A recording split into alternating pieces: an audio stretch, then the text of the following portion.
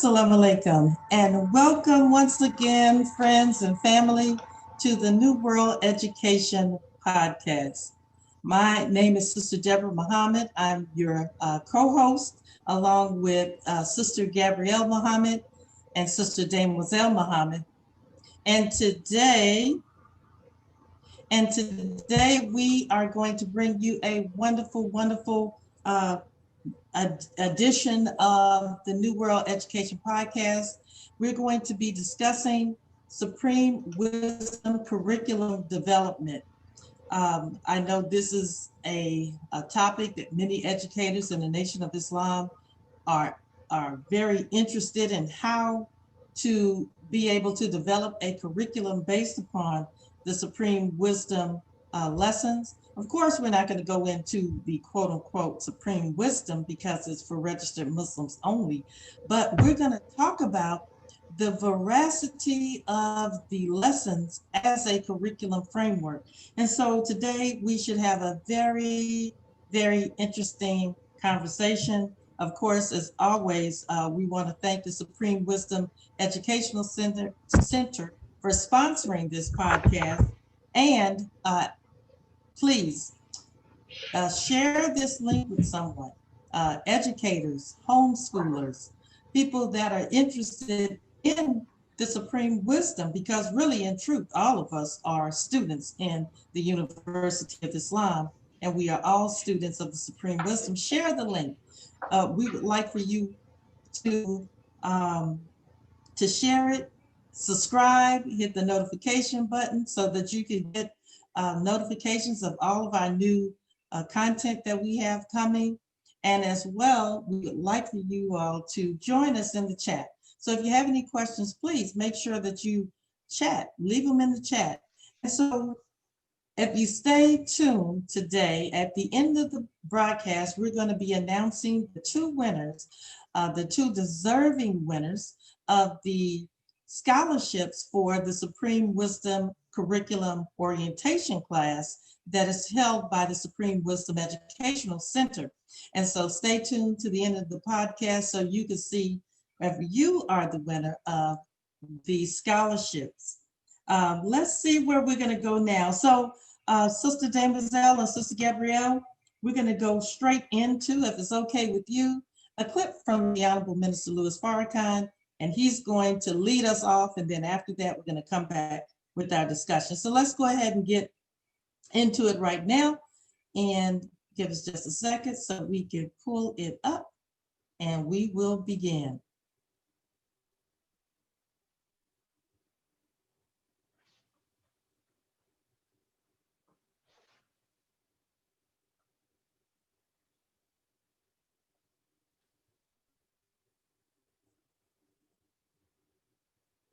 Okay, let's go.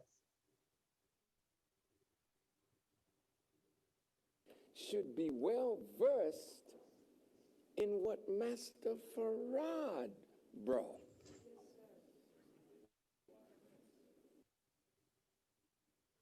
Now, if you're trying to impress the learned people of the world, you will really impress them if you give your children what the Savior and his Messiah brought to us. Take a look at it. Here, who is the original man? Now, if you're going to develop a curriculum, even the little babies can be taught about the original man and the colored man and the difference between the two. Why should we wait until they are graduating from high school to learn the teachings? In fact, they may not even know it when they graduate, because if it is not a part of the instruction all the way through from preschool, then you're not making gods. you're duplicating in an inferior way the education of the world. And why do I say we're duplicating in an inferior way the education of the world? Because when God abrogates one scripture for another, and you reject the new and get stuck in the old, you are no longer the Muslim.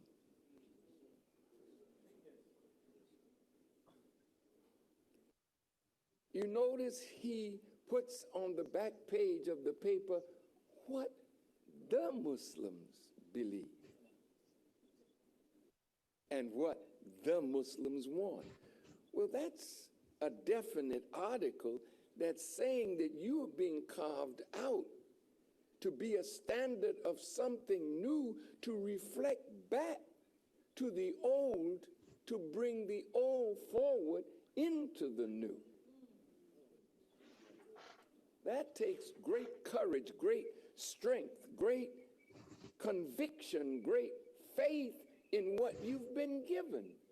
But if you don't believe in what you've been given enough to make it the food that is fed to every student, including yourself.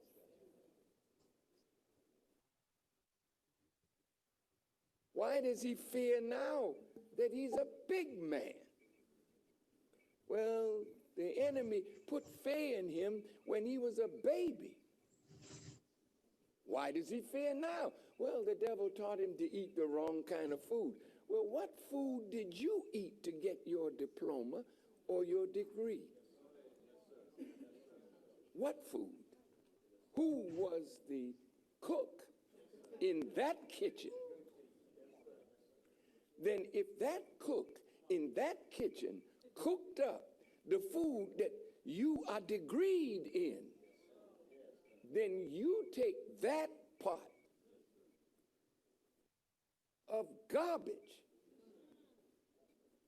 Well, it has value, but can you compare the value of an old pot of soup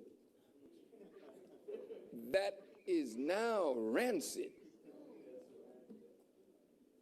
to a new fresh bowl of good bean soup?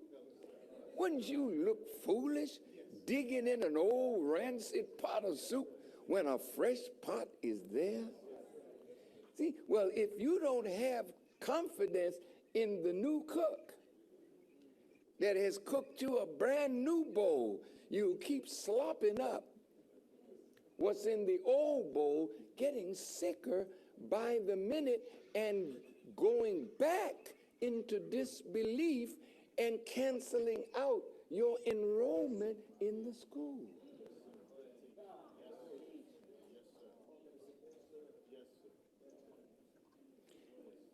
Well, if we say we want to study under God, and then we say, well, yeah, we'll put that over there, but this is where our curriculum is. Well, I think then we find ourselves producing an inferior product that is not the FOI, the fruit of Islam. It's not the MGT. It's not even sometimes a reasonable facsimile. Now, I'm not trying to crush a spirit for learning, but we have become like our native original Indians who had Manhattan. It was so valuable, and they gave it up for some shiny trinkets, and they can't get it back now. We are like those savages that did not understand the value of what we have. So we keep putting other studies over the study that God came to put us on. As a result of that, as a result of that, we are not preparing our children to be rulers. Master Farad not only declared us a nation, but he said he's going to make us into the perfect rulers of this next world that we are the cornerstone of. So if we keep baptizing ourselves in the old and judging our students based on the old and not feeding ourselves and them what Muhammad brought to create the university of a new Islam.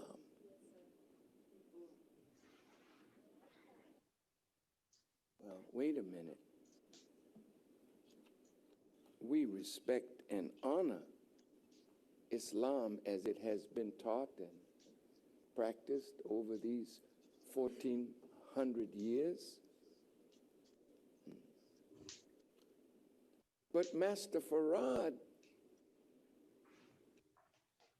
came to make us superior, not to flaunt supremacy, no, but to be superior in knowledge, wisdom, and understanding. So, the children, as well as you, should start writing. You should start writing curriculum that deals with what the Savior came to give us. And it's not hard. You have to be diligent. Now look, isn't it natural to refer to the things that you studied and got your degree in? That's not unnatural. I have a violin teacher now that was a student of the great master violinist Yasha Heifetz, and she's not content to leave me with bad habits. And I didn't realize how little I really knew until you get a great teacher.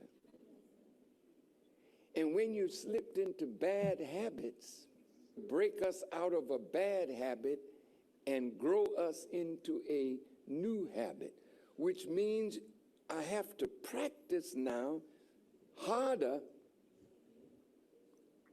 and remember the new thing that I'm learning so that I will never revert back to the old.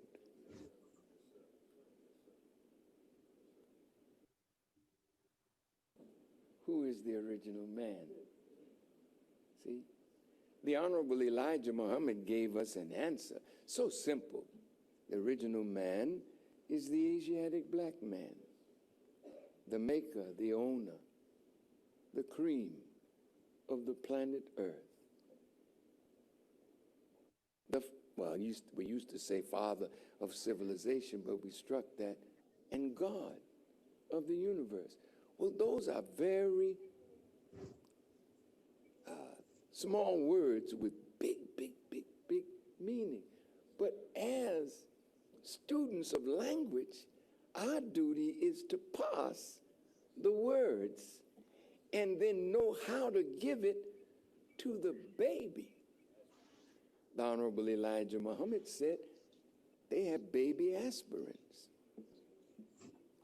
The same ingredient as the grown-up aspirin, just a little less of it for the baby. Now, think of yourself as a kindergarten or preschool teacher that is trying to get that young mind to know itself, to know its origin, to feel as a baby that I can master whatever this is that I'm studying, because my Father is the originator of the heavens and the earth, and I am a direct descendant of the God. How many of you teach that to the children?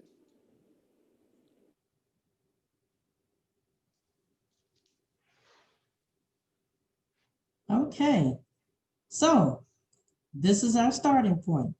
What the Honorable Minister Louis Farrakhan has given us on this very critical lecture that needs to be parsed word by word, sentence by sentence, in order to be able to extract from it what the directions that he's giving us on being able to create curriculum based upon the lessons. So let's go ahead and first one, let's talk about the Honorable Minister Louis Farrakhan. The Honorable Minister Louis Farrakhan is in fact himself, or was a student who went to college to become a teacher. So he is someone who knows the language of education. He understands curriculum development. This is clear. He was in terms of being a student, as a student, he had received an excellent educational foundation. And so when he's looking at these lessons as a curriculum themselves, he's seeing more deeply into it than maybe the average person who doesn't have that type of background is able to see into it. So with that being said, this curriculum, he said that we must start with what the Savior brought. And we know that what the Savior brought to us, and he taught his prime student, as the Honorable Minister Louis Farrakhan said, for 3 years and 4 months, and made him into a God among men by teaching him night and day. But he started off with the foundation of this world of having an education not to exceed a 4th grade education. He went to the 3rd grade, completed it, started the 4th grade, and then didn't complete it. With that, he was able to reproduce students under him. He reproduced a Muhammad Ali, a Malcolm X, the Honorable Minister Louis Farrakhan, Naeem Akbar, and the list goes on and on and on. And his student is reproducing students. So we know, and these are not people who are made from this world. They're made from a new world education. So let's go ahead and jump off into this conversation. As we said, that at the end, stay tuned. We're going to hear who are the winners of the scholarship for the Supreme Wisdom Curriculum Orientation class. And we also may have some other very good announcements at the end. So let's go ahead and get off into it. Let's start talking about the Supreme Wisdom as a curriculum, advancing what God brought, so that, as the Honorable Minister Louis Farrakhan said, that when we study this, when we eat from this, it advances us from the old world, even the old education that we received, into the new. So let's look at it. Who would like to go ahead and jump off into the conversation? Well, I don't know. I was actually going to say, Sister Deborah, this is your forte. You all pushed me in there last week, so this is yours. But I do think that there were a lot of things that he mentioned in there that we can go off on. But I'm going to let you lead this one. Well, absolutely. Let me just go ahead and start. Now, one thing in terms of curriculum, we must have a standard by which we are going to judge the students. And so we need to look at, number one, what is the standard? What are we trying to produce? If we think about what the Honorable Minister Louis Farrakhan just said in that clip, he said that we're producing the standard of the Muslim. Said, look on the back page of the final call. What is the Muslim, as opposed to being a Muslim? So what is the Muslim? What is the MGT? What is the FOI? So we have to ask ourselves that. That is the first thing when we're developing curriculum that we want to set forth. We have to know what it is that we are trying to develop, as the Honorable Minister Louis Farrakhan pulled from some of the terminology, I believe, of the Church of Scientology when he said, what is the final valuable product? I think he gave the answer, but what do you all have to say about that? What is the final valuable product of a curriculum that is from God? I want to say in short term, God Yeah, is the short answer. yeah, that is the short answer. It's God. And what I wanted to, I guess I'm gonna say what I wanted to say and tie it back into your question is that I found it interesting that when he said, okay, after he said all those things, he was like, okay, now make a curriculum. He just stood out there, boom, make it. He said it's easy. You know what I'm saying? And so a lot of times when we think about, making institutions, whether it be schools, hospitals, banks, anything, we always get in our mind that these are things that are very hard to do.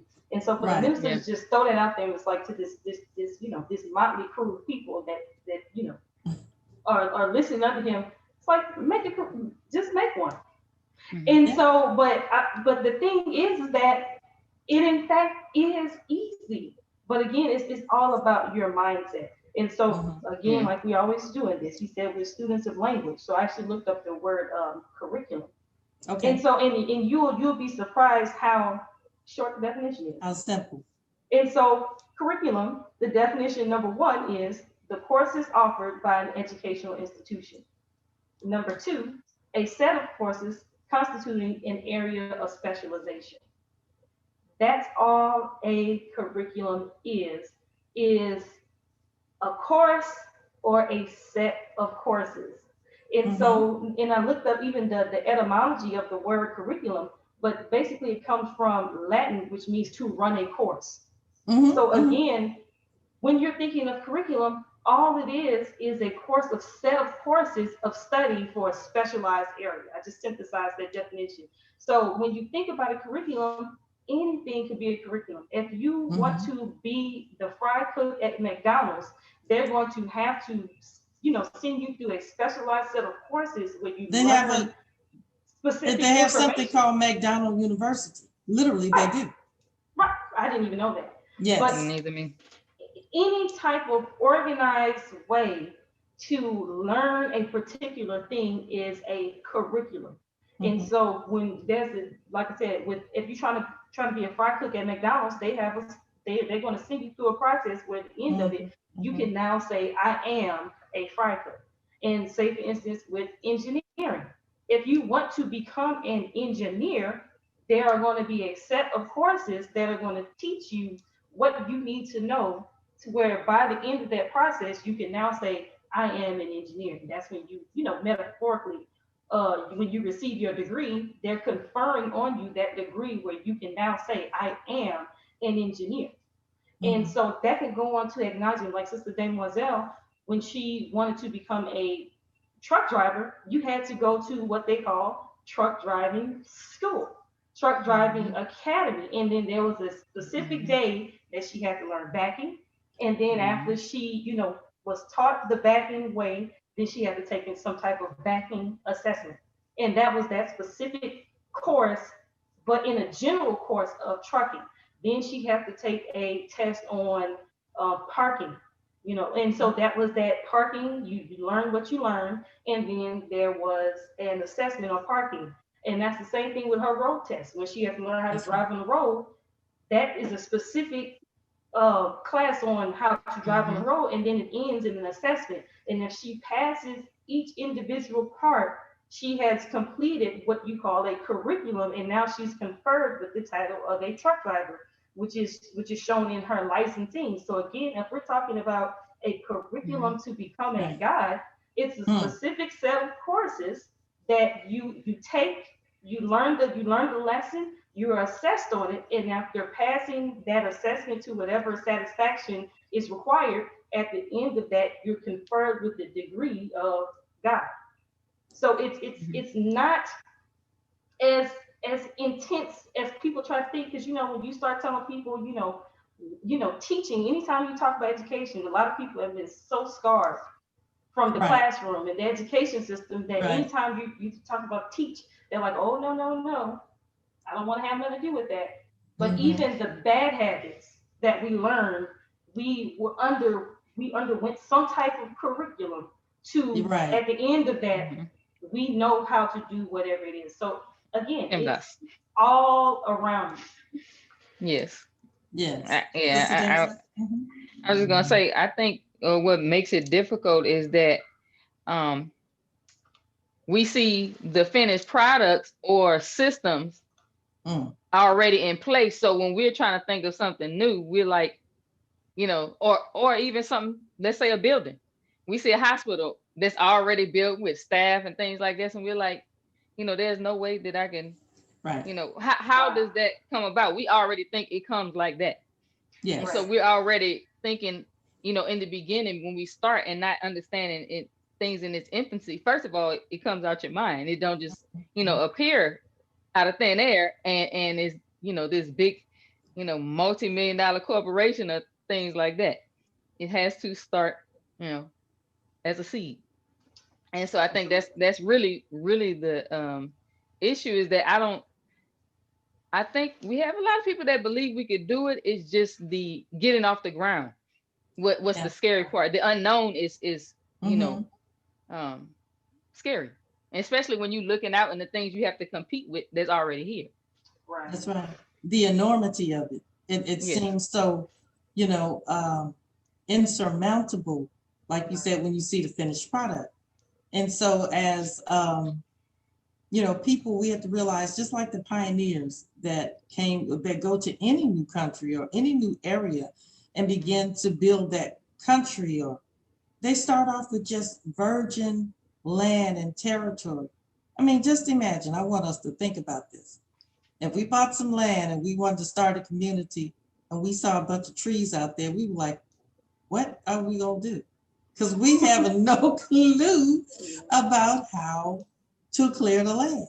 So we would call in an expert to do it. But the point is that that's how everything starts. Somebody has to take the lead. And so when we look at a community and we start really decomposing how many things that have to go into developing that community, we get overwhelmed. Instead of just thinking about the adage that says, how do you eat an elephant? One bite at a time. So that's, and that's what we need to begin to start thinking about. And the minister said, it's simple. Now, I've been in a meeting with the Honorable Minister Louis Farrakhan, and he asked us to develop a curriculum over the weekend. And he said he wanted us to come back with a curriculum. So he already knows what it is. And it's taken me about 14 years to narrow this down. The curriculum was hidden in plain sight. It was the supreme wisdom. And what our job is to do, because what was the definition of, do you have course, or do you remember what the definition of, curriculum is? I'm going to pull it up because I said it. Okay, so the definition, number one, the courses offered by an educational institution, and two, a set of courses constituting an area of specialization.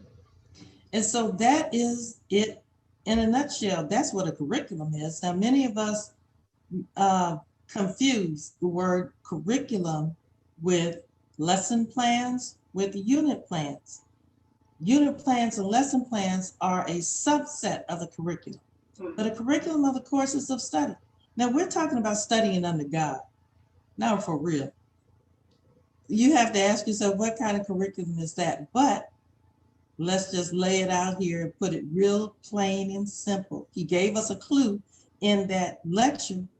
One of the courses of study is the student enrollment. Now, the student enrollment, he said it has small words with big, big, big meanings. And so that is the beginning of our curriculum. It's starting with the student enrollment. So how does that, and he gave us examples about how we can develop that one question and answer into fascinating lesson plans, fascinating unit plans, but that's where we have to start. So we want to just deal with the whole concept of curriculum development without actually going into it, because in the Supreme Wisdom Educational Center, we do have a program that is designed to teach educators how they can actually go into taking these lessons and turning them into not just lesson plans and unit plans, but organic unit and lesson plans, because our knowledge is finite and we live in an infinite universe. So that means that things are constantly evolving. And so as things evolve, we have to evolve. So when we're looking for a curriculum, many of us want a static curriculum. We think that we live in a static universe where everything is where it is, where God put it from the beginning. The things are moving constantly in flux. And that's the way that, life and knowledge and all of this is. So you can have a framework, which is something you build on, but to have a static curriculum in a world where things are ever evolving really is to stay in the old, as the Honorable Minister Louis Farrakhan said. So let's look at the idea of, so now that we have, I think we have cleared up what is a curriculum. Curriculum is not lesson plans per se, that's a subset of the curriculum. So now let's go back to this whole concept of standard. What is the standard? What is the MGT? What is the FOI? What is the Muslim? Now we said that the curriculum is to develop a God, and that's what the Muslim should be in the process of becoming. That's what the MGT should be in the process of coming. So let's look at it in terms of what is the prime example? Who is the prime example of the standard of the Muslim? And what are some of the characteristics that make that prime example just that? Who's the prime example? Well, right now, I would say that's the clear and evident answer would be the Honorable Minister Louis Farrakhan. And our midst, yeah. Right now, and yes, someone that we can actually point to and say, oh, look, he's an example of, what He's a this standard. prime student, yes, standard of a student is, and a curriculum by which he followed to become the student that he is. Exactly. So that's what I would say.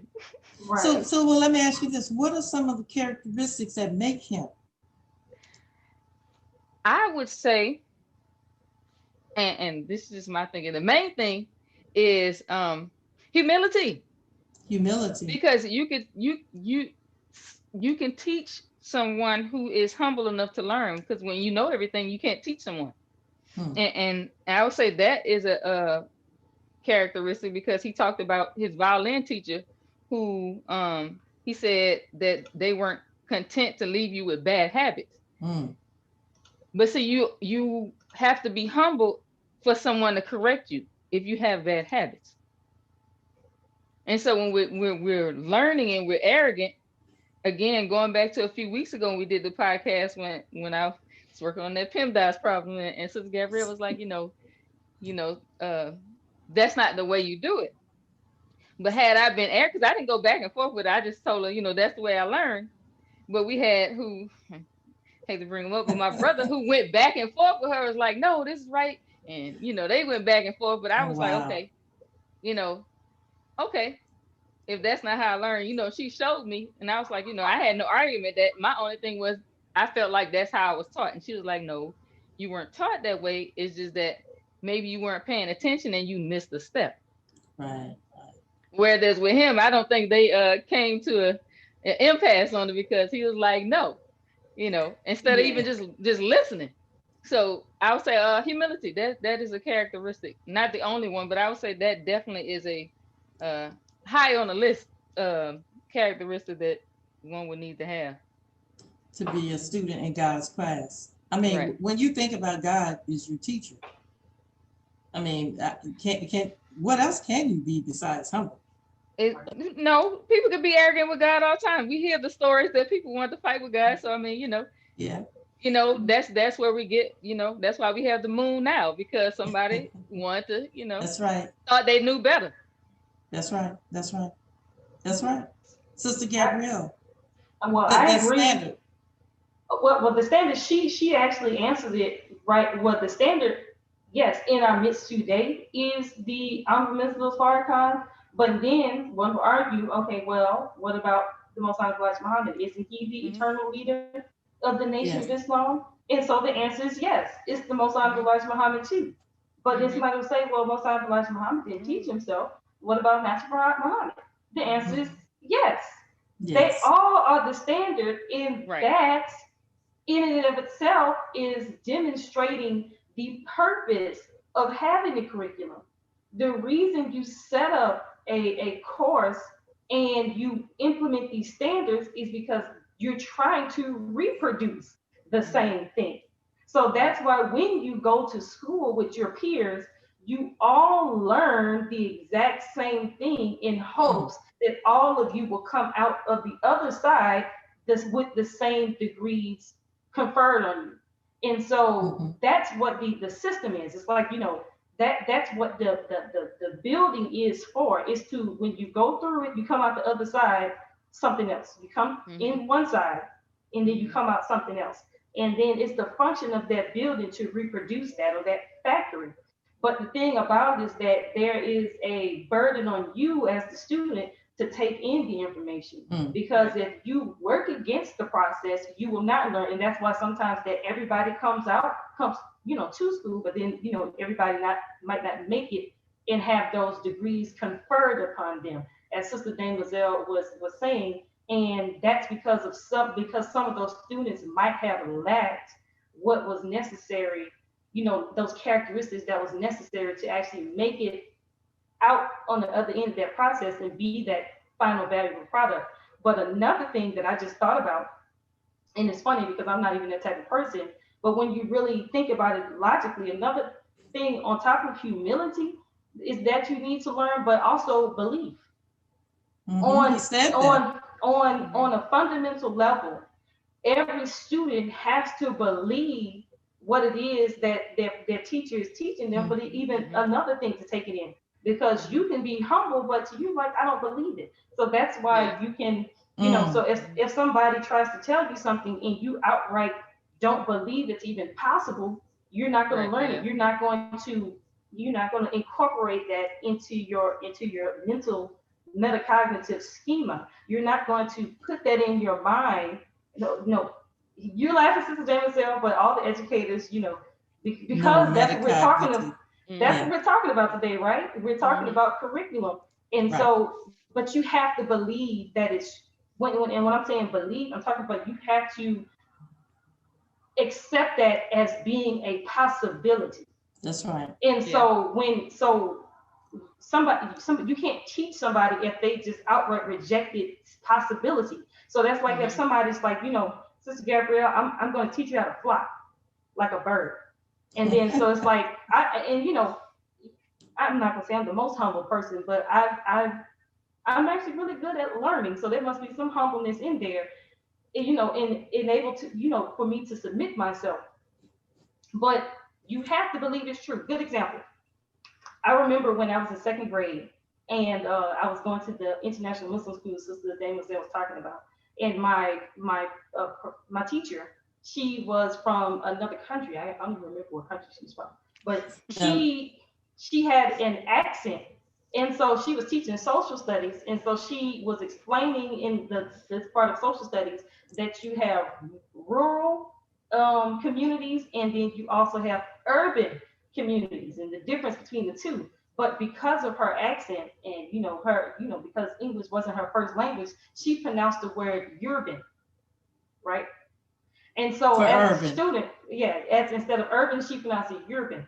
And so as a student, I trusted her so much. I believed in it so much that I started using that word. So when I went back home to my family, was trying to, tell them what I learned today. I was like, yeah, and then you have, the urban communities. And everybody was looking like, what talking about? I'm like, urban, yeah, rural. You have urban, they all laugh like, oh, Gabrielle, the word is urban. I'm like, no, it's not.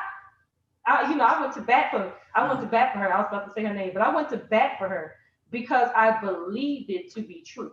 And if I had known beforehand that it was urban, and then she said urban, I might have just, rejected it outright and never brought that into my mental framework. So belief is another thing that's requisite to learn anything.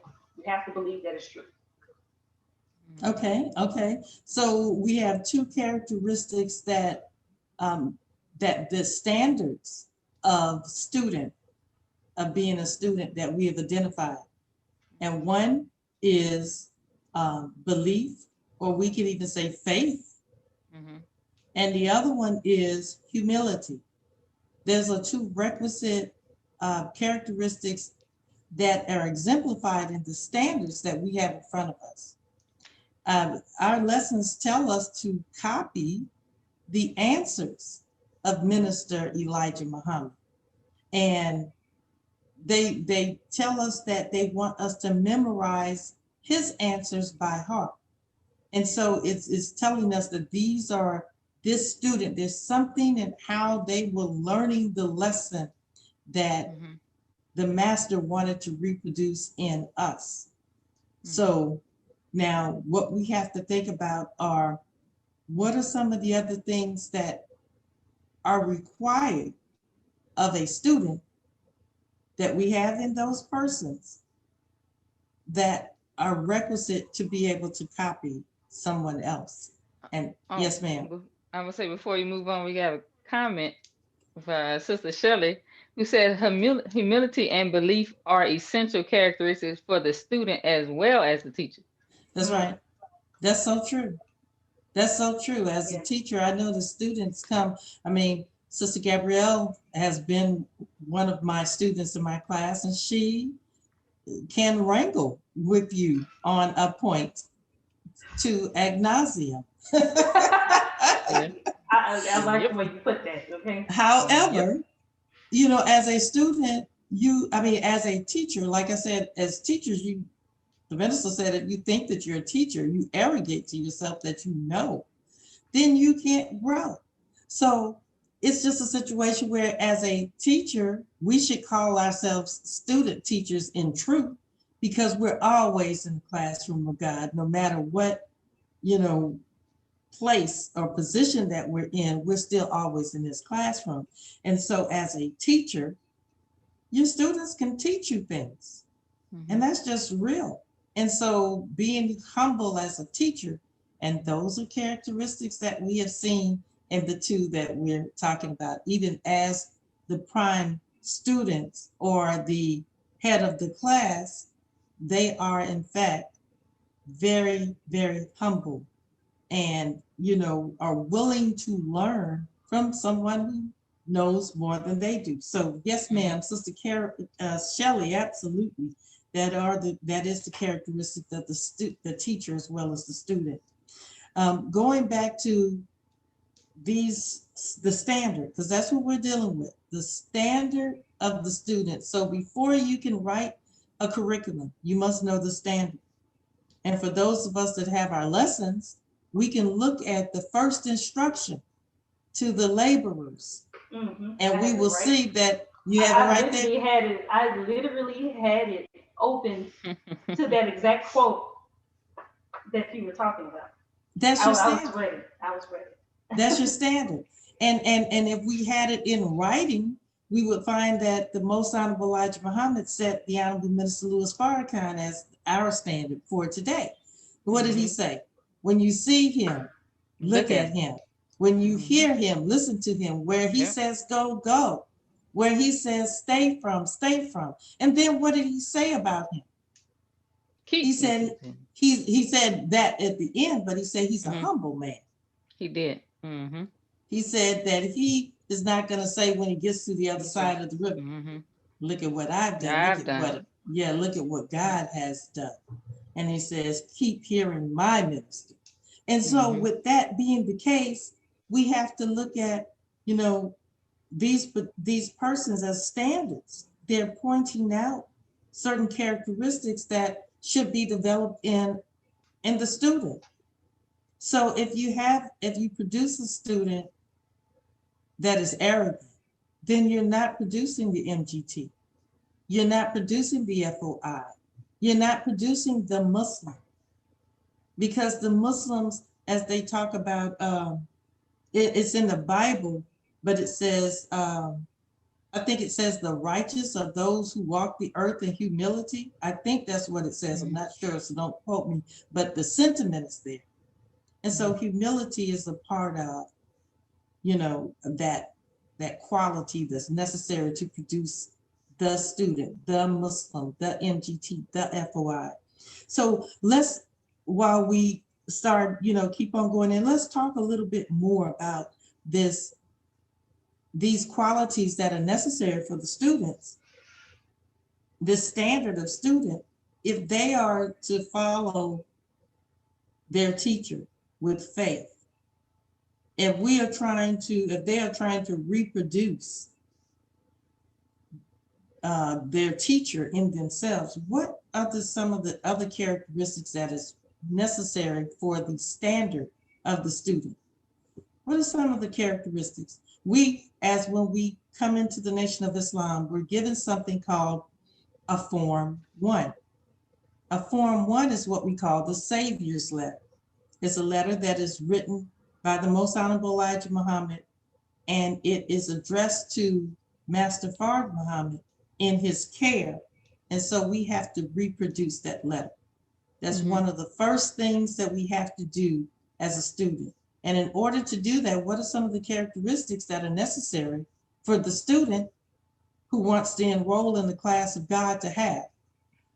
Definitely gonna be discipline. Because writing that letter, discipline has to be, because you can learn something. Well, I can't say you learn something, because when you're introduced to something for the first time, you didn't learn it. You just been introduced to it.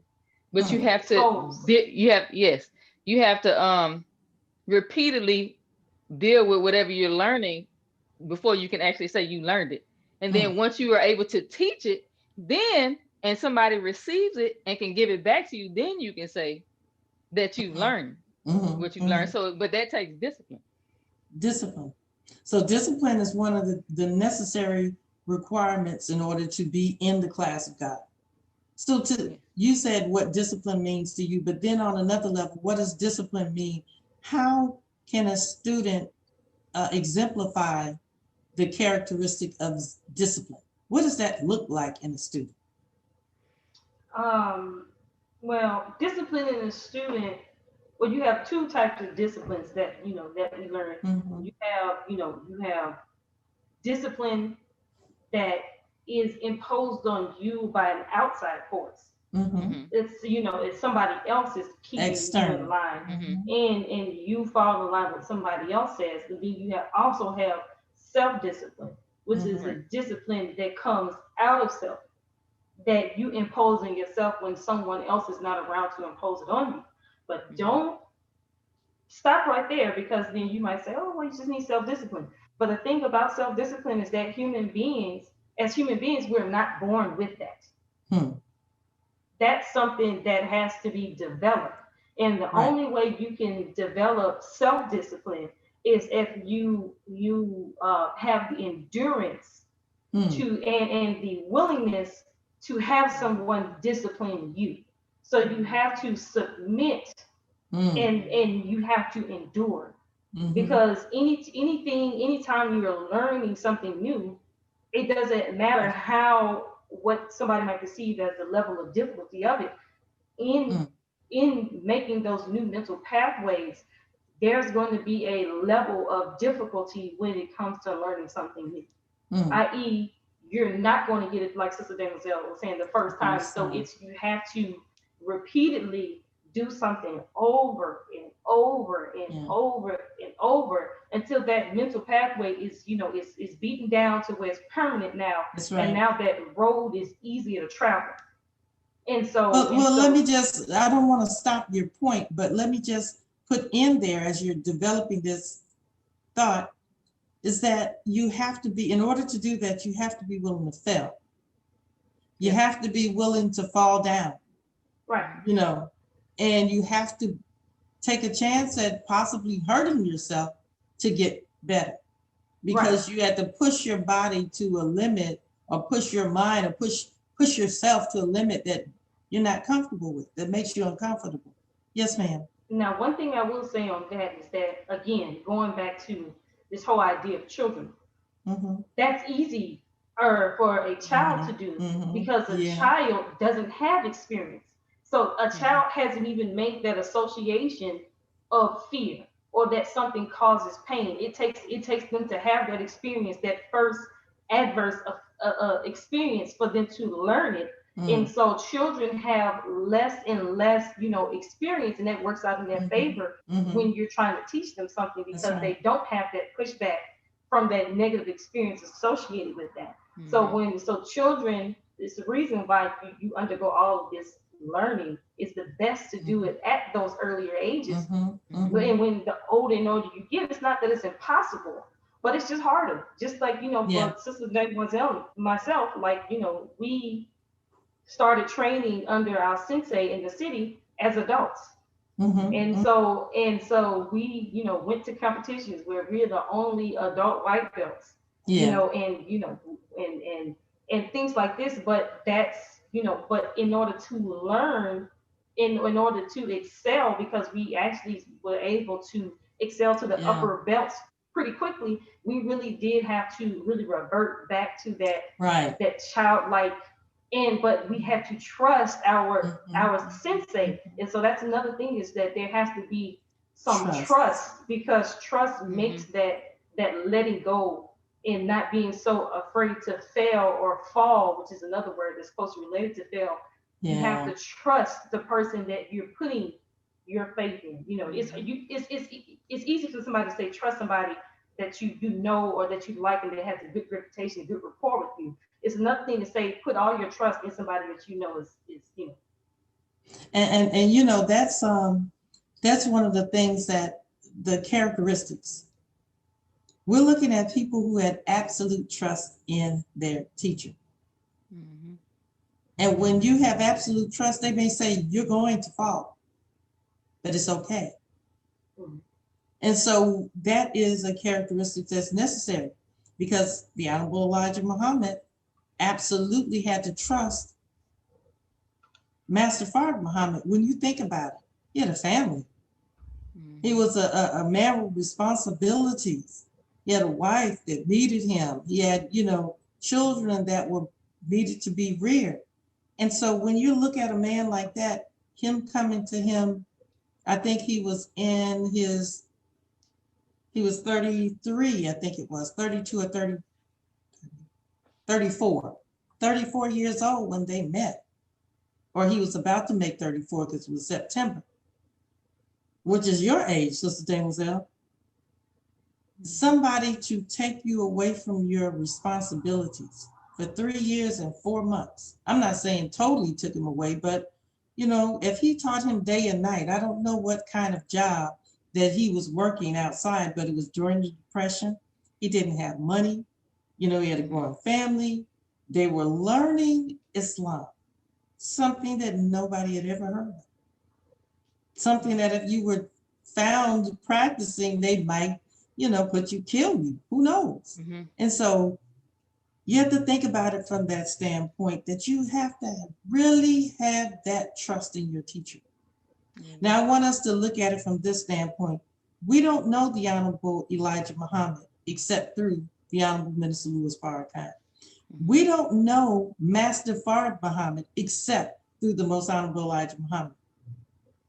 So what we have to do is that we have to have so much faith in what Allah is teaching us through the Honorable Minister Louis Farrakhan, that was given to him by his teacher and by his teacher, that we literally can, if you will, we're being taught by proxy by God. Because these people, had so much faith. And so that's what he said. You have to have so much faith. Let me tell you what he said. He said that when we reject the new, we get stuck in the old. He said in the old, and said, you are no longer the Muslim. He said that Allah carved us out to be a standard of the new. He said it takes great courage, great faith, and great conviction. So in order for us to follow this man, to follow the man, to follow God, it takes great courage, faith, and conviction. And I was going to say to that, what you were saying, even with being different students and coming up with curriculums and things like this, going back to Gabrielle talking about falling and, you know, not only falling, but being and belief in the teacher, but belief in yourself, because like she was talking about us training under our sensei, you know, you have to believe in yourself, because when you're first learning how to do something, that's right. not just falling, because you might not fall, but you might feel like you look silly. I look silly. Yes, You know, this, you know, the way I'm doing it don't look like how sensei doing it or how the other person doing it. I don't like the way it feels funny. It looks funny. Right. It don't look the same. Right. But even when you become a master, you still may not look the same as the one who taught you, because your body's different. That's right. You have the way you're shaped and made, your mechanics are different than somebody else. You might be taller. So of course, if you're taller, you're not going to move how a short person moves. That's right. If you're bigger, you're not going to move how a more slim person moves. That's so right. it will look different, but that doesn't mean that you didn't master or learn or were able to come up with something because it looks different, or because it looks different, that mean it is different. I love that. I love that, because that was one of the points that I wanted to bring out when Sister Gabrielle was talking, because she said that you go into, you know, the building and you come out on the other side, the Muslim, the MGTBFOI. But the thing is that, is this teaching designed to make us into cookie cutters? Is it to make everybody exactly the same? And so that's a lot of times when people, you know, they reject certain things because they think that your individuality, your own personal will is being stripped from you. But no, it actually is giving you more freedom, because God is not a slave in the sense that, you know, she or he doesn't have force and power in their own field of domain or their own domain or field of expertise. It actually gives you more freedom. And so that's one of the things that I wanted to point out with the standard. We have the standard in front of us and we know what we're trying to produce, but we're not trying to produce people who are exactly alike.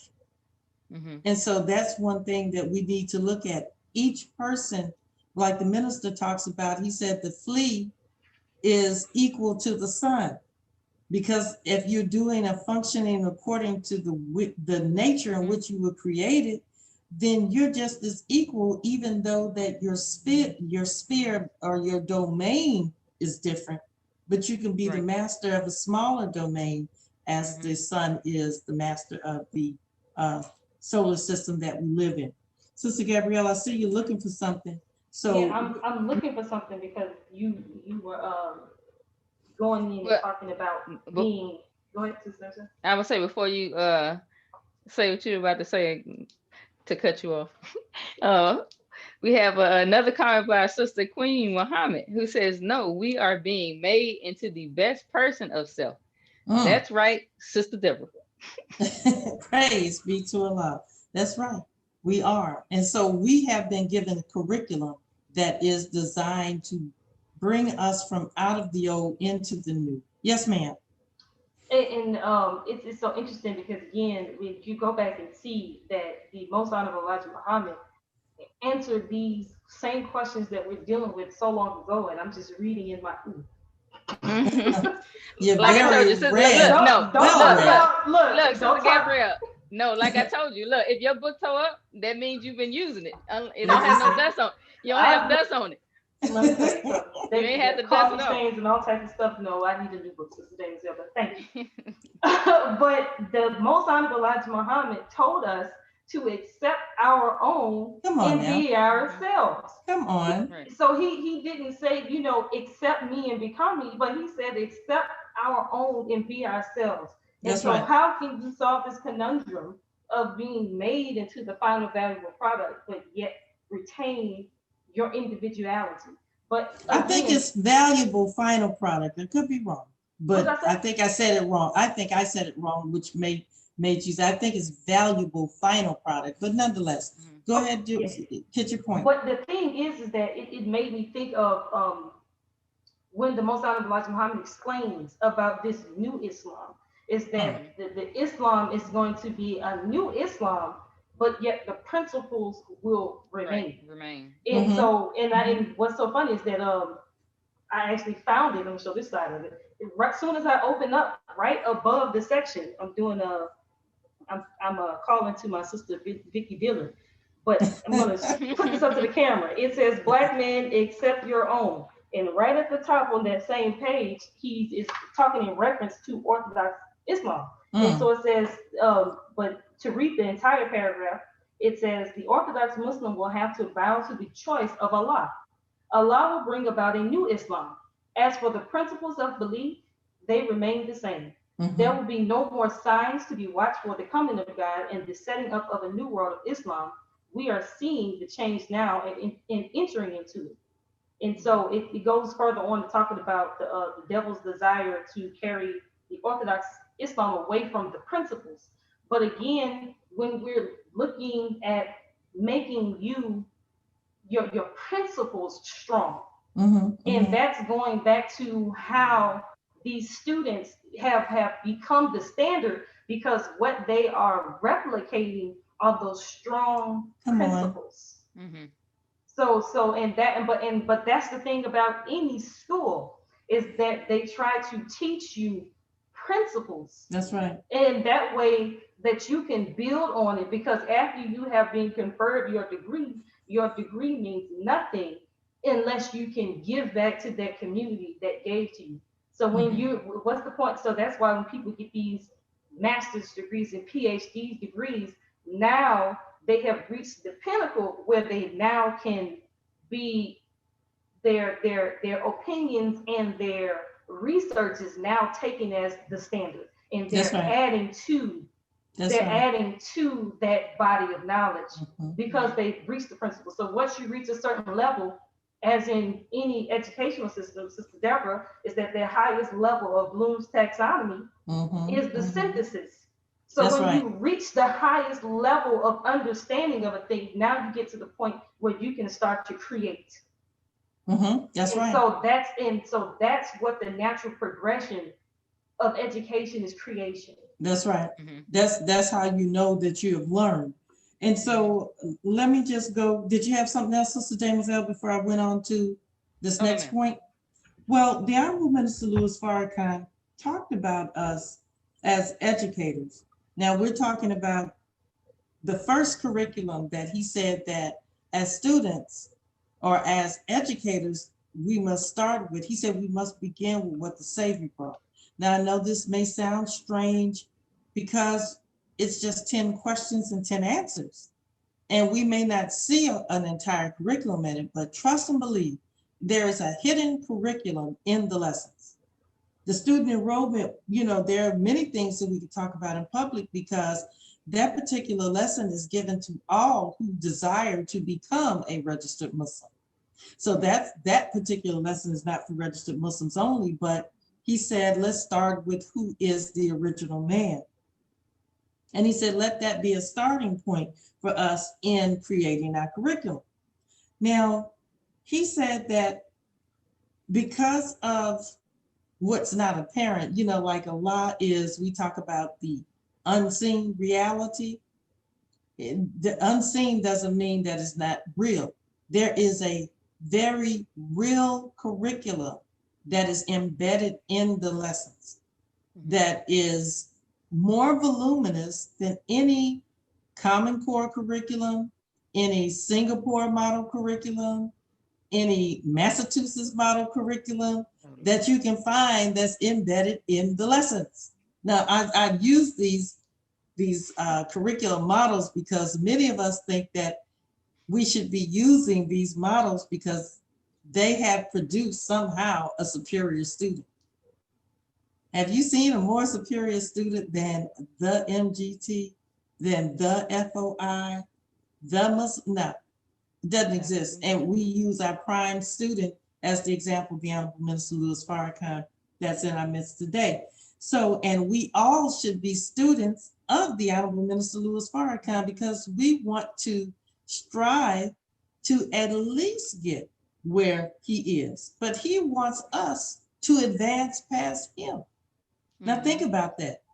He said the students, any good teacher, go ahead. That's what I say with any good teacher, they want you to surpass them.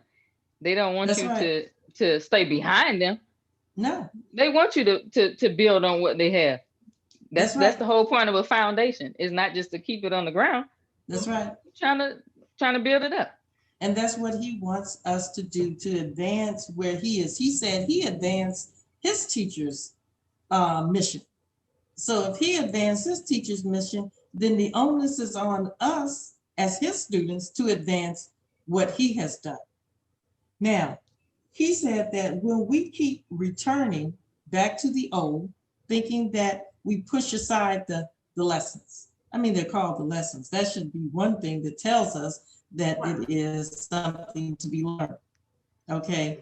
I mean, everything is hidden in plain sight if we see it or not. So what happens is that we push aside the lessons and we bring in the Singapore model. And then we try to put the lessons on top of the Singapore model, and we're trying to make them fit. And it's not meant to be like that. We take the base of the teachings, yes ma'am, I saw you. We take the base of the teachings and then we come and we verify them by scholarship and research. We have a wonderful example of one who does that in our nation, in Dr. Wesley, who took point number 12 and defended it at his doctoral dissertation and created an entire book off of it. But he said that when we keep returning back to the Singapore model, the Massachusetts model, the Common Core model, he says that we What's the new one? What's the new one has like the Eureka math. Yeah, Eureka. The that's Eureka what math. Onomatopoeia. Eureka. That might be a Schoolhouse Rocks. Yeah. Yes. So we get sicker and sicker and sicker. He said. He said, and then what happens as teachers, we begin to duplicate. Remember, we were talking about we're trying to duplicate the standard that is in front of us, the MGT, the FOI, the Muslim. But he says we began to duplicate in an inferior way. He said the education of this world. So we think that we're using these different models and sprinkling some of the teachings on the top and producing a better product. That's not what we're doing. We actually are producing in an inferior way the people that we have today. And this is just a sidebar, because we really, we could talk about politics, but we want to keep it on education. But it occurred to me the other day that the learned of this world, the elite of this world, probably could not foresee when they began to dumb down the education, when integration happened, the whites of this world being as uneducated and ignorant as they are today.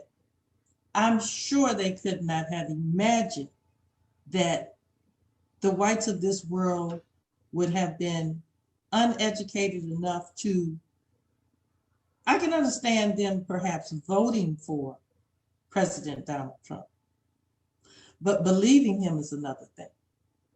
And they actually believe. So Gabrielle talks about that belief, that humility and that belief.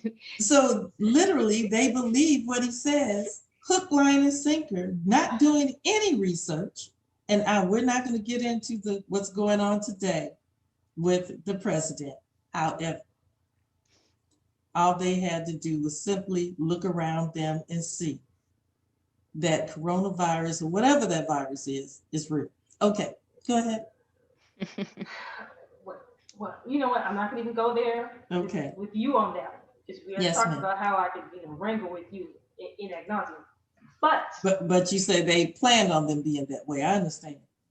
Yeah, and that ties directly into what you just talked about, what the minister said about, reproduce so let's break this down, because it's so mathematically sound what he's trying to get us to understand when he says that. Why not only when we try to copy off what they're doing, we're reproducing it, which is not what we're trying to produce, but also we're reproducing what they have in an inferior way. So you see that. So that let's get that first. So what he's saying is that by us trying to copy off what the old is doing, not only are we not producing what we intend to produce, but we're also not even producing what they have to the same level that they can produce. And the reason behind that is because a part of being able to produce that end product is you have to understand the intention behind the system itself. The basis of their system is to produce exactly what it produces. That's why they're good at it. But they hide the intent behind their system, and they don't tell us that the reason behind the American public school system is to produce dumbed down workers, to be able to go into the industrial plants and work from sun up to sundown. That's why they're effective, because they know that's exactly what they're trying to do. So as brother Abdul says, he was like, when your children come home and say they didn't learn anything at school, he said they're not lying. They're not learning anything. And then we, as members of the Nation of Islam, sit there and complain and say, it's like, oh, you're complaining about the failure of the public school system, but no, it is working how it's supposed to. It's succeeding in doing what it's exactly meant to do, which is to dumb down the American population. That's right. Because I forgot who said it, but I remember the minister mentioned it, but said when the American people believe anything that we say, we have won. It was like Henry Kissinger or something like that. But he said when the American people believe anything that we say and don't question it, we have won. And they have had produced that. But going back to, so when we're talking about producing this MGT or FOI, you are not going to produce the MGT and the FOI, going back to what we were talking about in the beginning, when your curriculum, the courses of study, that specialization, there's none of that present inside of the curriculum. So if you're trying to produce an MGT and an FOI and you don't have supreme wisdom in the curriculum, you're not going to get it at the end product. That is not going to produce that field of specialization. That's right. And so if you're only teaching the student in the MUI math, some basic English, some basic science, and some basic social studies, and don't put Muhammad in it, you're not going to produce the MGT. That's the, say for instance, if I say that I'm trying to produce a cake, but I don't use wheat, don't use eggs, don't use sugar, don't use butter. You see what I'm saying? And then when I stick it in the oven and then take it out, I'm like, oh man, this cake, this is not a cake, or this cake is not good. You need to ask yourself, what did you put into it to have that expectation to get that out? So again, if we're putting into our children Singapore and Eureka and Common Core, we're going to get out Singapore, Eureka, and Common Core. If you want to get the MGT, the FOI, the Muslim at the end, you're going to have to put that in first. You're going to have to put that in the beginning. You're going to have to put that in the middle, and you're going to have to put that in at the end. Come on. And so you, as the us, we have to trust that process, because you are not going to produce something without following a process. Everything that came on this earth that has like a common, just like human beings, we all came on this earth through the same process. And if something is not added into that process when it's supposed to be added, what's going to come out is probably not going to survive. It's not going to be what it was intended to be if the requisite ingredients are not there. So it's just simple. Exactly. And that's it. So I had this title for a book, and I don't want anybody to take it from me. I'm going to copyright that. I'm going to patent that. Okay. Don't say it. Don't say it. Don't say it. Don't say it. Don't say it. Don't I say gotta it. say it. Don't say it. Why are my children Negroes? Go ahead. Go ahead. Oh my goodness. Say it. Go ahead All and say it. You already got it halfway out. Just go ahead and say it. Well, it's like I even forget it, but we're trying to ask ourselves as parents, how in the world we're supposed to be giving birth to a God that we have a whole bunch of Negroes in our house? And that's not the title, but that's the sentiment. So the question is that we have to realize that you can't make something new, one, unless if you give it a new mind, and two, unless if you separate. How are you going to produce the children that you want to produce if they have to go to the enemy school? I mean, you can't do it. And they not, and it's not gonna be by osmosis. Just because you are something and you don't put it in, right? It's not gonna come out just from them being in close proximity. It's not gonna work. Even with that proximity, like you talked about, Sister Jane last week, is that children spend most of their time at school. At school. Most of the waking hours and productive hours of the day, they are away from their parents and under the tutelage of really their open enemy. And then when they're home, it's such a short period of time they have for family. But since the parents came home from work, as soon as everybody get in the house, everybody runs to their room, play video games, watch TV, then they go to sleep. And most people don't eat together now, so you don't get to really have a dialogue with your children other than in passing. So, the reality of it is that when we're producing something other than what we intended to produce, we have to look at, like Sister Gabrielle said, what did we put in? Or what did the world put in? Maybe we didn't put it in. Another thing. Yeah. So that's a way you. Absolutely. Yeah, you have to deconstruct it. But that's with anything, okay? So somebody might be listening to I'm not trying to make my child a Muslim. Whatever it is that you want to make your child into, you have to expose them to whatever, in an over extended period of time, whatever it is that you want them to be. So there's parents that just might want their children to be a pianist or a violinist.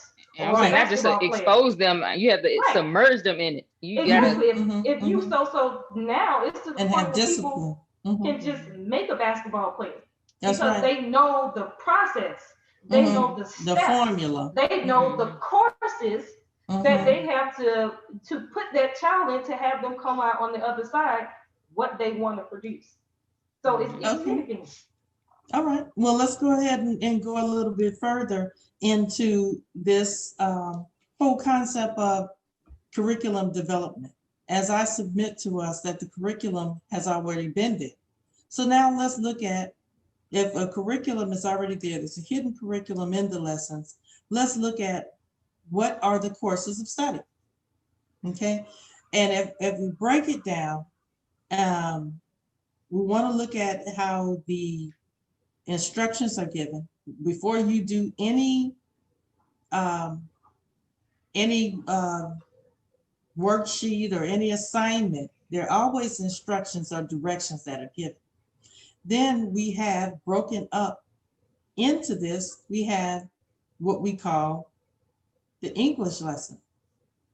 That's English lesson number C1. That's a lesson. We have a Lost Found Muslim lesson number 1. That's a lesson. Lost Found Muslim lesson number 2. That's another lesson. The problem book. Each one of the problems can be considered a lesson themselves, or you can have the book itself. So as the way that it's set up, you have the actual facts, you have problem 13, the student enrollment, the actual facts of student enrollment, Lost Found Muslim lesson number 2, number 1, Lost Found Muslim lesson number 2, the English lesson number C1, and the problem book. So you have the courses of study. Now the question is, how do we go about doing two things? We know the scope of the curriculum is found in astronomy. So it's a math-based, as we like to call it now. Every time white folks say something that sounds all smart, we get on the bandwagon. So if you want to call it STEM, a STEM curriculum, call it a STEM curriculum. because it's based in astronomy, which is all of the sciences would be involved in that. And okay, so we have the scope is in astronomy, so we know that everything in the universe is contained within these lessons. Two, then we have within them we have language, because we have English lesson. So what does that mean? So there's just so much to go into. So this is what the minister said. He said, well, I just want to finish off the last point. He says that we go back into disbelief and cancel out our enrollment when we keep going back to the old. When we keep trying to, you know, I keep on harping on the Singapore method and then on the Common Core. They pretty much have given up on Common Core now because they knew it didn't work. And there's a history behind the Common Core curriculum that those who enroll in the course, the orientation course, will learn about. All of these things are designed to make us more pliable, make us more like sheeple, just follow things along without even any question. That's why we are at this crossroad today. And then he said that we produce an inferior product that is not the MGT, not the FOI, and then he said not even a reasonable facsimile. So that means that, you know, that's like if you wanted to say that a scarecrow was a human being. Now, if you believe that a scarecrow was actually a human being, there's something wrong with your perception. So that's what he's saying, that we're not producing that. So we have to really look into what are those things. And then he said, we must feed on the new. He says it's not hard to write the curriculum. He said that we have to be diligent. And he said that we have to be students. He said we're students of language, so we have to parse the words. So each word in the lesson is like you can either look at it like an atom, a radioactive atom, that if you disturb it too much, it'll explode, or you can look at it like the little Russian nesting dolls, where you have the big one on top, and then you keep on opening up each doll, and there's another doll on the inside. So it's either one way or the other. That's the way these lessons are. So we have enough for a curriculum to produce a God because we see them in front of us. And this is what the Most Honorable Elijah Muhammad was taught. Now what is on us is that we have to take the sequencing. How do you present it? And basically, you start with the student enrollment, because that's really what the starting point. And then you have to look in each one of those and find what was hidden inside of them the whole time. So let's just really deal with the whole concept of taking the lessons and creating a curriculum. So in terms of that, without going too deep in the last 30 minutes, but in terms of that, a curriculum, one may say that that's what we have, but is that what we're doing right now? Well, if it were the case, the minister wouldn't be calling for a curriculum. He wouldn't be calling for a curriculum. So therefore, he wants a curriculum that is universal in scope. Well, I would say we have one. I say we have a curriculum because it has produced students. So we do have one. However, I think he's saying that being that it's not mass producing students in the form that it's in, that we need someone with their expertise and their study of education to break it down into maybe subsets to give to people to be able to, grow in it like that. Because what we're trying to do is, again, not just produce 1, 2 at a time here and there. We're trying to mass produce. So is this curriculum just for K-12? No? Okay. No. So again, in the talk that he gave, he said you can give it to a child too. You just have to break it down in a smaller form to where a child can take it.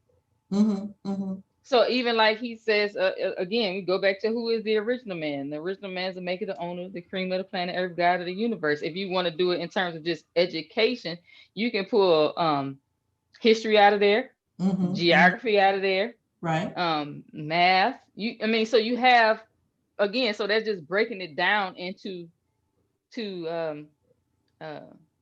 subjects, but also understanding and keeping and making sure you understand that it's connected, is not separate, but with a people like we are, and not even just Black people, but at this rate, the world, you have to break it down into smaller groups to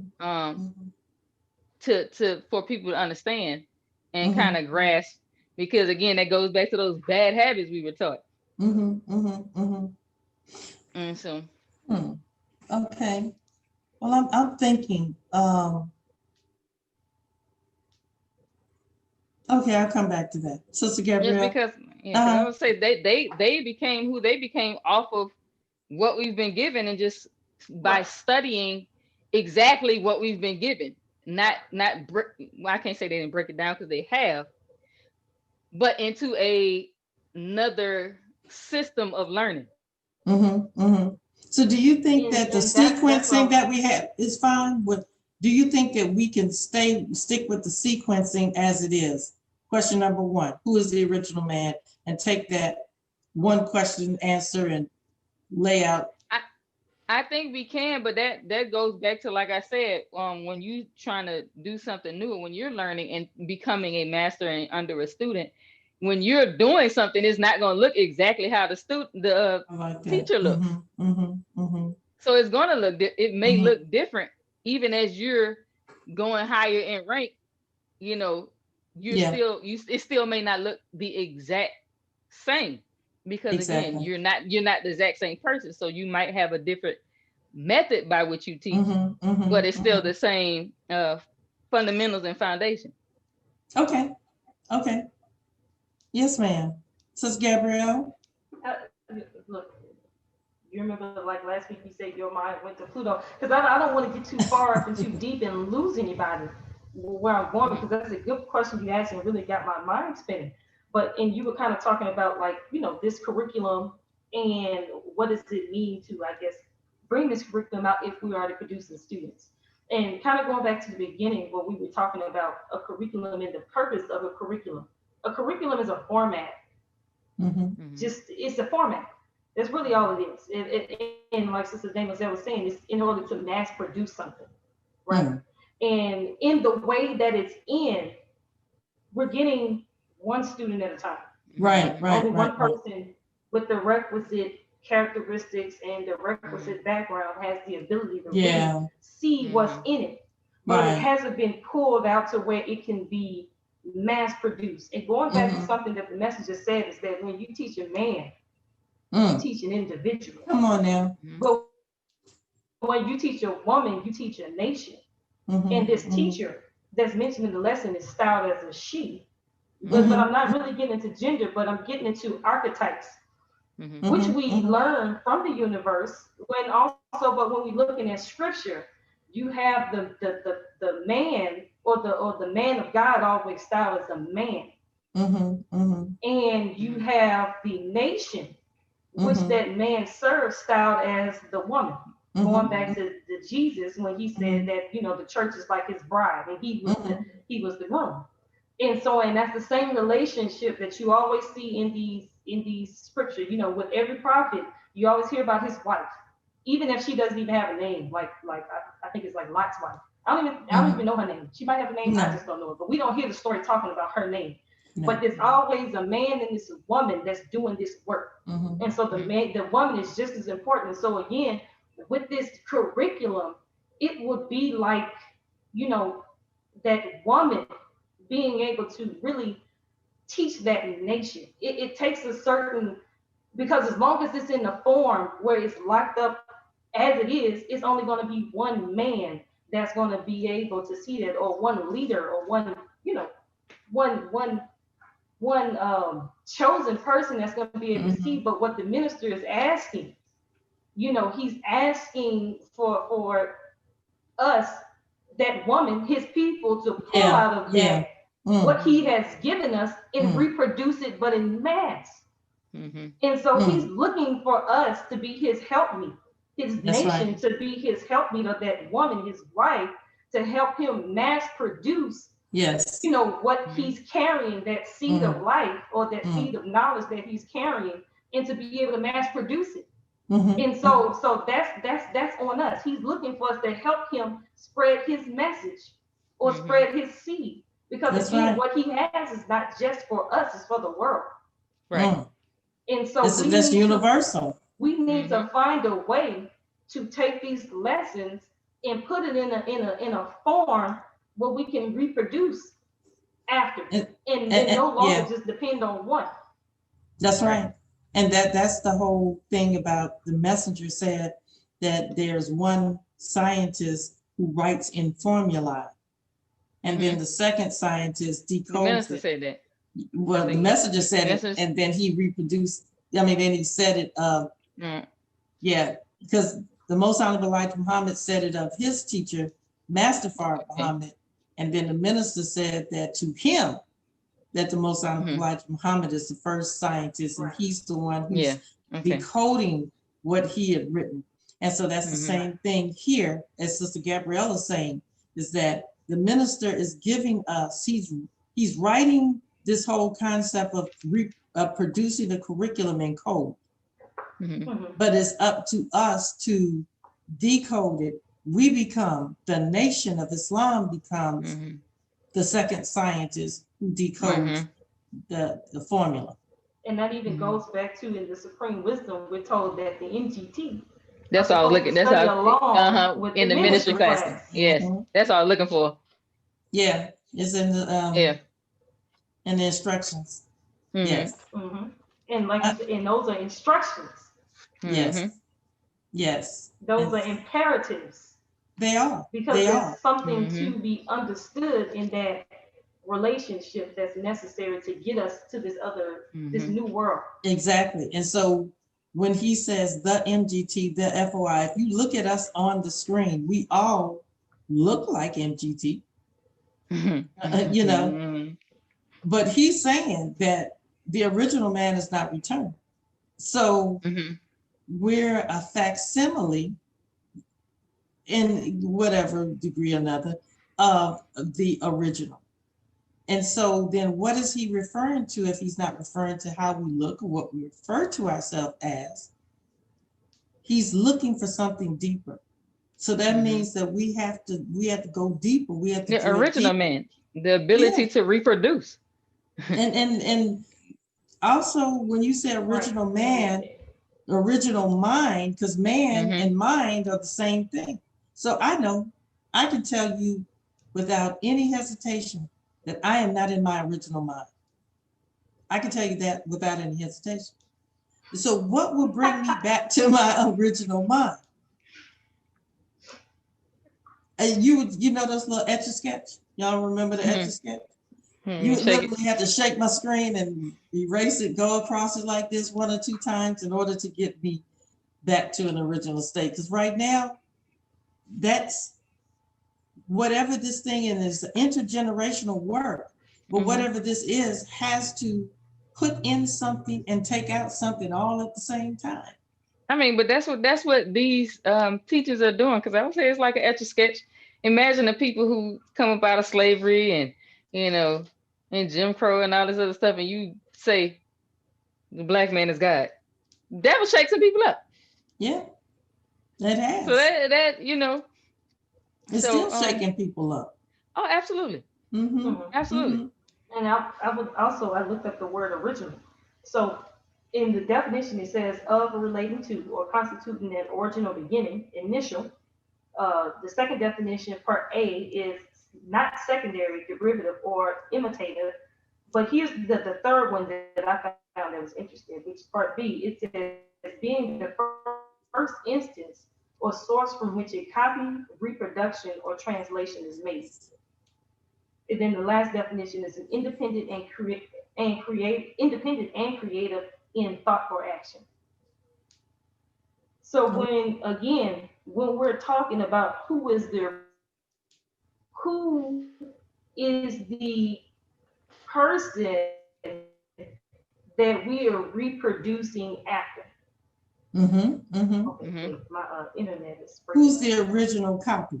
I mean, who? Not the original copy. That's the original So design. then we asking who is the original. Yes, who is the right? Who is the right? And when you're talking about like DVDs, what do we call that DVD that you make the copies A of? master. A master. Yeah, We call it. I don't know if y'all can hear me. Yes, a master. And so when this man who came and brought us these teachings, he called himself Master Farrakhan Muhammad. I don't know if he called himself. I'm not sure. Oh, I don't know if he But called we know himself, that we refer to him. Right. But he was, to a certain degree, he didn't call himself God either. Right, So, right. It was somebody who was able to see into it.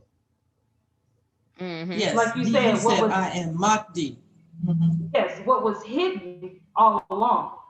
So it's just it takes, you know, us to copy again. That's what this purpose of this curriculum is that we have a product that is our master, our original, and we set up a process to reproduce after that master, because we're trying to produce something on the other side.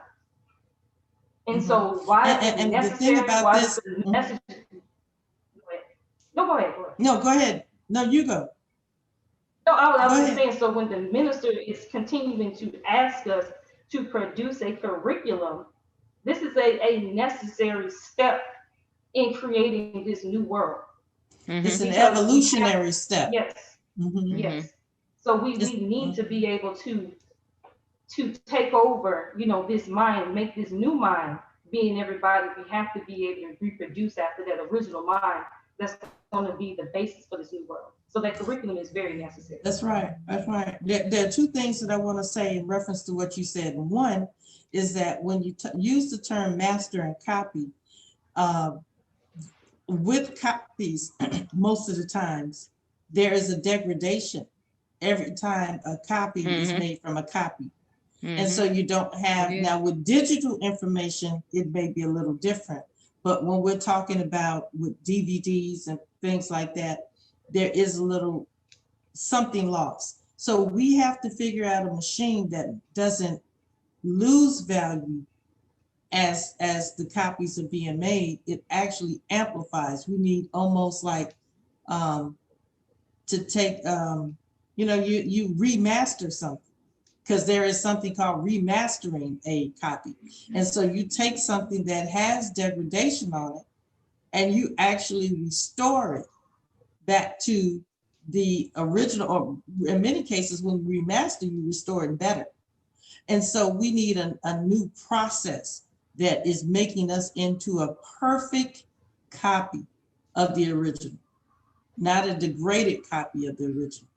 And so what the Most Honorable Elijah Muhammad and Master Farrakhan Muhammad before him are submitting to us is that that's what this is designed to do, is to take us that may be a facsimile of the original and remaster us into something that has even a more, if you will, high definition quality to it than the original. And the other point that I wanted to make about what you were saying, Sister Gabrielle, was, oh gosh, I can't remember. It'll come back to me because it was a very salient point, but I'll come back to it. Well, I'm gonna just go off on this. It maybe it'll jog your memory, but it was interesting when you were saying what is the way that you can, I guess, make copies after something and not see the degradation. And the minister even addressed that as well in in 2017. He gave a lecture in Atlanta at the Family Summit, and he spoke, you know, very intensively. He kept honing in on this point, and that is the same lecture that he mentioned the scientists speaking in code, and then the other scientists come after and decodes, and puts that in Mhm. paragraphs and sentences. But he Mhm. kept talking about there's a need for a perfect man and Yeah, a perfect woman. Because through the perfect man and the perfect woman, you get the perfect family. that's right. Mhm. And so that there's a That's process right. that needs to be undergone to actually perfect the material itself that you're Mm, going to use to produce something new, mm. which goes into the Honorable Elijah Muhammad teaches us how to eat to live. Yes. Mhm. He teaches us all these things because even in order to perfect, us, you even have to perfect the physical material. Yes. Yeah. And so, Mhm. we have fasting, we Mm-hmm. have prayer, we Mm-hmm. have Mm-hmm. charity, and all of these things, which are they called the fundamentals, right? Mm, Or the pillars. That's another one that is called. mm-hmm. And so it's like you have these processes that somehow also aid in that perfection. So it's a physical and a spiritual perfection that we have to go through. And Mm-hmm. as you talked about, Mhm. that it involves a certain level of separation. Yes. Yeah. And I remember what I was going to say. The Honorable Minister Louis Farrakhan said the devil is like, he's likened to a retrovirus. And so a retrovirus by nature, it gets inside of the cell and um, it unzips, so to speak, and it puts its um, genetic material, just not to get too complicated, in. And so what it does is that the cell becomes a host. And when certain things are present, such as the ecosystem of the body may be compromised or something to that effect, it begins to reproduce itself within the body, a retrovirus. And so that's the nature of viruses. Viruses, they hide inside of the body until the body is compromised. And then what happens is that it's an opportunistic germ, if you will, that take that illness or whatever it is, or that time of stress or poor nutrition, and it will begin to reproduce itself. And it will Mhm. write itself, its code onto the cells that it comes in contact with.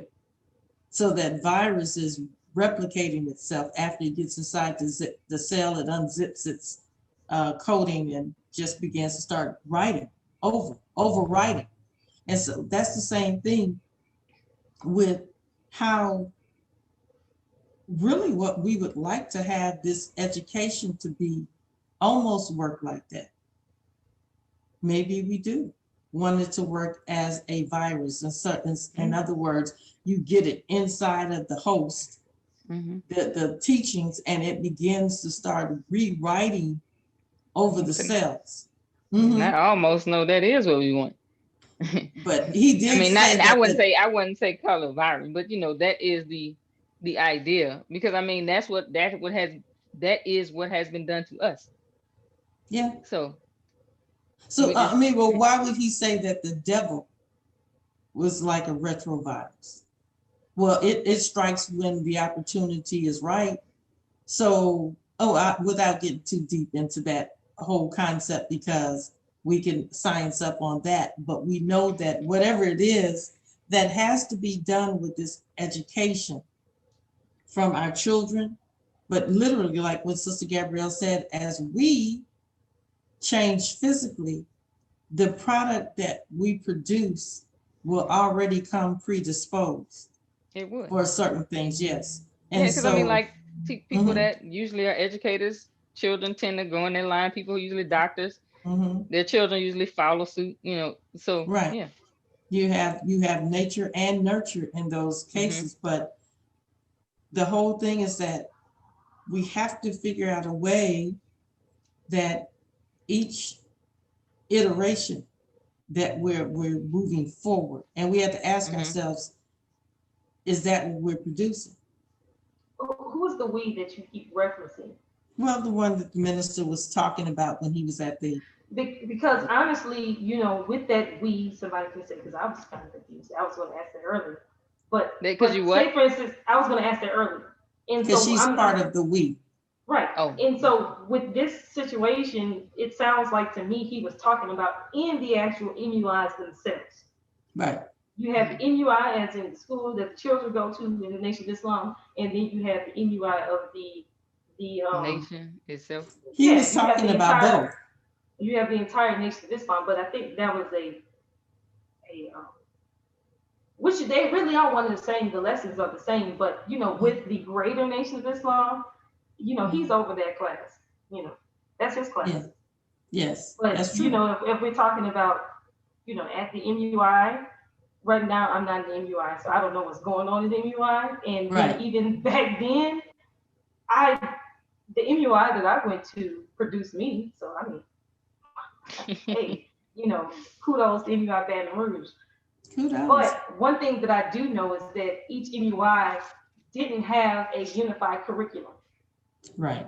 So even though we had a system, Mm-hmm. we didn't have a unified curriculum. So you can go here, here, here, and everybody was doing something different. Mm-hmm. And so I guess to answer the question, and that's, and again, why he's on that level, because we can always go to higher levels, but let's just bring it back down to earth for a second. And so when he's talking about the MUIs, as in the school that the children go to, the Nation of Islam, one thing that we can do is have a unified curriculum. Yes. That is based on the supreme wisdom lessons, yes, the teaching of the Most Honorable Elijah Muhammad. Yes. And what does base mean? Base means that every lesson springs out of a teaching from those sources. Yes, that's it. Simple. That's why he told us to start with the that's beginning. It. That's all. Yes. That's it. That's all. That's it. And so it takes courage, as he said, to do that. Oh yeah. So with that being said, as we get to the end of our podcast, let's just go back and kind of just recap in terms of curriculum development. Now, we identified that curriculum sometimes is often used in terms or in place of what we call unit plans or lesson plans, but by definition, the curriculum are the courses of study that one would go through, and at the end of that course of study, normally they're conferred with some type of degree or advancement. Now, within the curriculum, the subset of the curriculum, you will find unit plans, which will cover an extended period of time, such as a quarter or such as a month. And that would be a plan that would set out how your lesson plans would be connected. So you'll have your lesson plans might be from week to week, and within your lesson plans, you'll have your day-to-day activities. Now, these are the things that, in terms of developing a curriculum, that we really have to look at and examine, because the curriculum framework is the supreme wisdom, and the supreme wisdom is already laid out in terms of a curriculum. If you read it with the eye of an educator, you'll see it's hidden in plain sight. But what we have to do as we're developing this, we have to know what it is that we're trying to produce, because you cannot produce a curriculum if you don't know what your valuable final product will be. So if it is the MGT, if it is the FOI, if it is the Muslim, if we're looking at the Honorable Minister Louis Farrakhan as the standard, the Most Honorable Elijah Muhammad said, if we had 10 like Farrakhan, we could take the nation. So if whatever that meant, he didn't mean 10 that were, used to be calypso singers who went to school in Boston, who that wear the glasses and the big ring. That's right. And he said, exactly. And he didn't say that he produced the minister. He said, I did not make you, brother. He said, Allah made you for me. He was somebody who submitted himself to the process. As we said, that the standards for a student in the classroom of God has to be one where first, humility is present. Second, you have to have a trust in your teacher. Third, you have to And we didn't talk about this, but you have to observe. You have to be very observant because a lot of things they may not tell you. The teacher may want you to learn through experimentation, through investigation. You have to have concentration. You have to be able to focus in on something for an extended period of time, which requires what we said, discipline. So the Honorable Minister Louis Farrakhan, when he talked about how he was getting ready for the I think it was the Beethoven Concerto, he said that he, for 2 years, took his violin with him when he was doing the world tour. And in some cases would have his violinist teacher with him and would practice after he did his lectures. Think about the amount of discipline. And he executed it to perfection when he played his concerto, when he performed. So it takes concentration and discipline to be able to do this. And so we're talking about the characteristics. If we decompose the care and trust of the teacher, I don't know if I said that, but if we decompose the characteristics of the standards of the students that we are trying to produce in our school system, we would look at the Most Honorable Elijah Muhammad, look at the Honorable Minister Louis Farrakhan, and I'm sure there are others who we can turn to that are around us and find, if not all the elements, but a lot of the elements. Yes. I say the originator in this course of study, I would say, Master Muhammad. And we can look at the attributes of Allah. We're looking for beneficence. We're looking for mercy. Yes. We're looking for, not the best knower, but a great knower.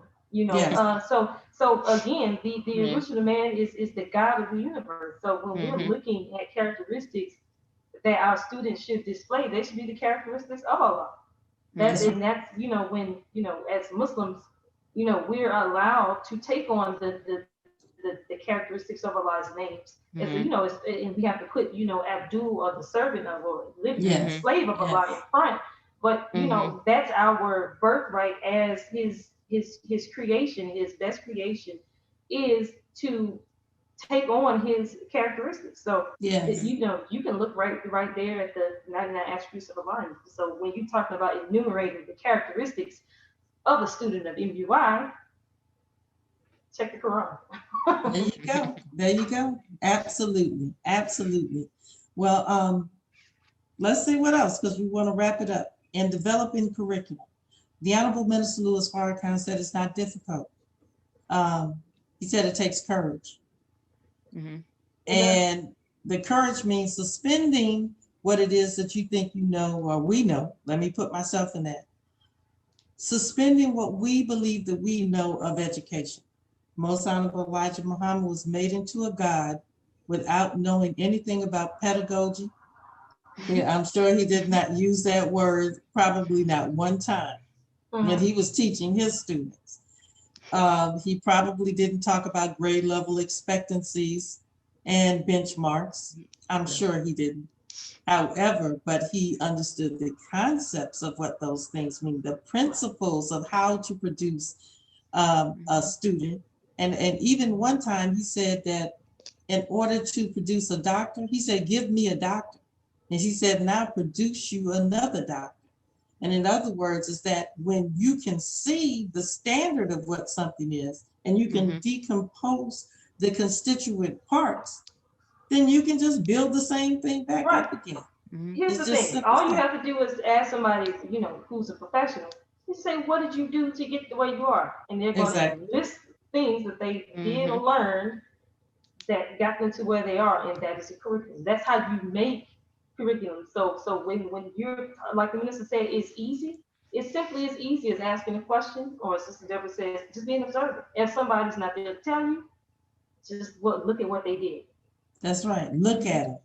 Yes. Because right now we have a whole bunch of teachers called YouTube University. So that's right. People making anything you want to learn.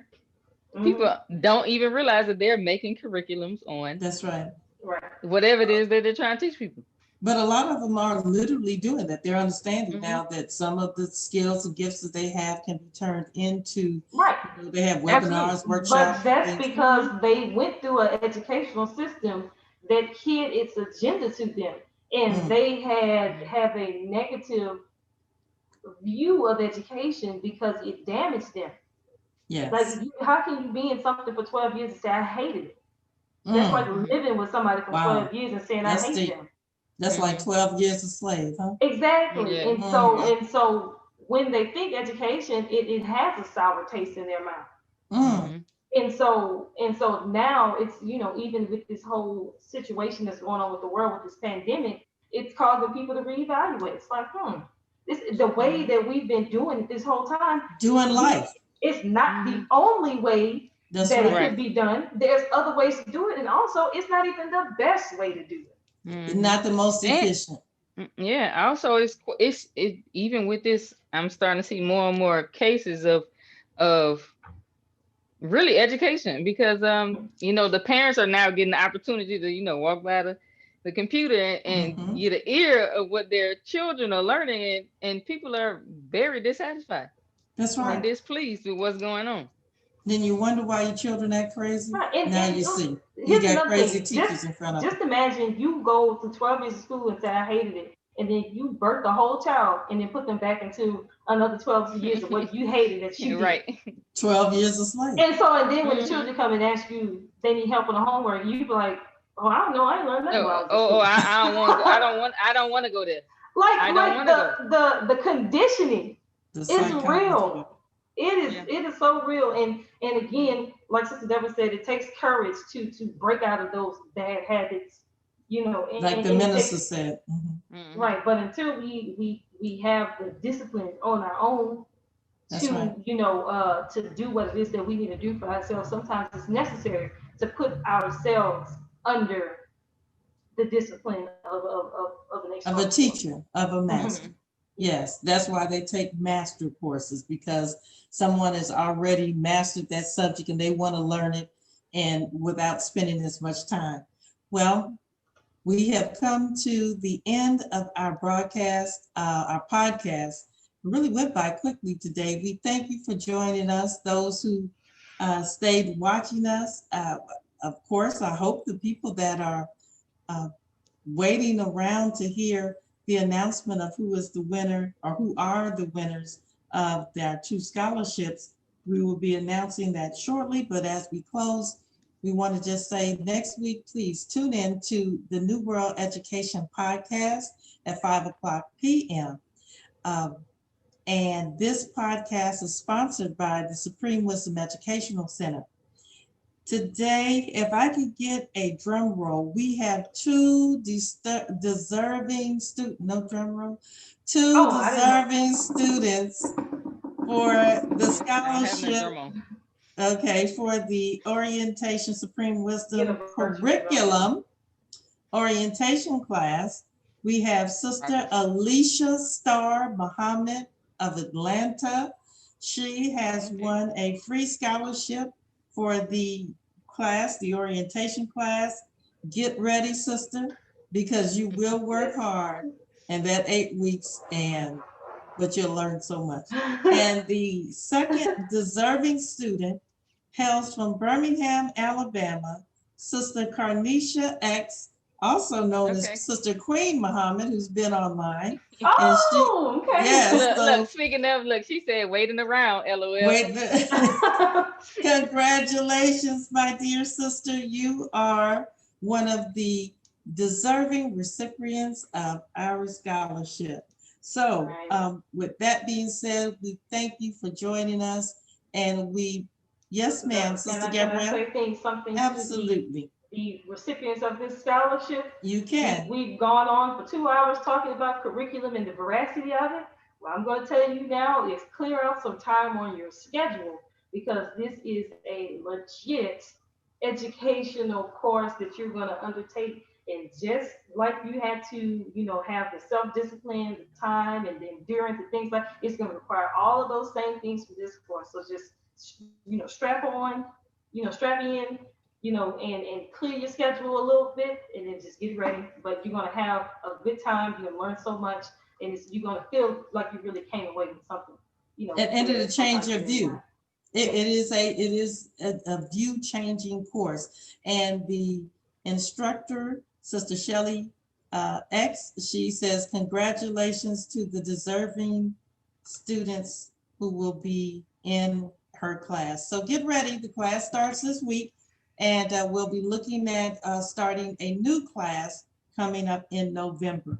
Also in the future, we're looking at doing master classes. And so the master classes, the first one that we are going to have is a master class on, we call it School in a Box.